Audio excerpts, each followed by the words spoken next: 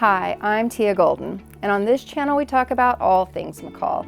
Today we're going to talk about if you're thinking about buying a rental in the city of McCall, the different things that you might need or consider when purchasing a rental.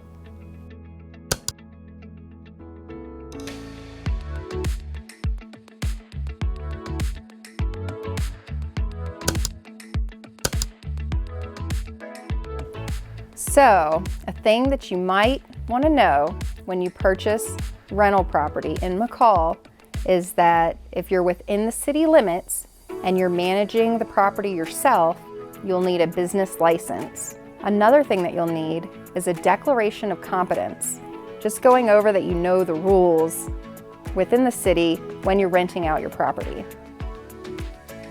One of the things to be aware of is that if you're going to have a rental company rent out your property for you, that they can charge between 25 and 30%, and they also charge additional fees for handyman services, snow removal, so it can get kind of expensive to have someone manage your property for you, but that is the going rate in our area. If you have somebody manage, a rental company manage your property, then you don't have to get the additional business license because that management company will already carry the business license. If you're purchasing something that's more than a 4-bedroom that could be used to hold events, you will need a conditional use permit. And the way that the city decides whether or not you'll need a conditional use permit is if you take the number of bedrooms and multiply it times 4. And if that number is greater than 20, you'll need a conditional use permit.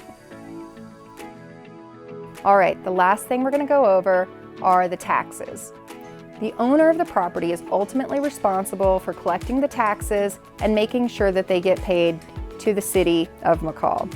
But if you hire a management company, they are likely to collect those taxes for you. Airbnb and VRBO also collect the taxes, but if for some reason any of those people make a mistake, the owner is the one that's ultimately responsible for making sure all those taxes are collected and paid. All right, so we talked about the conditional use permits and we talked about the declaration of competence. Both of those forms can be found on the City of McCall website. And so that's it for the video. We've gone over the important things that you need to know if you're going to buy a rental property in McCall, Idaho.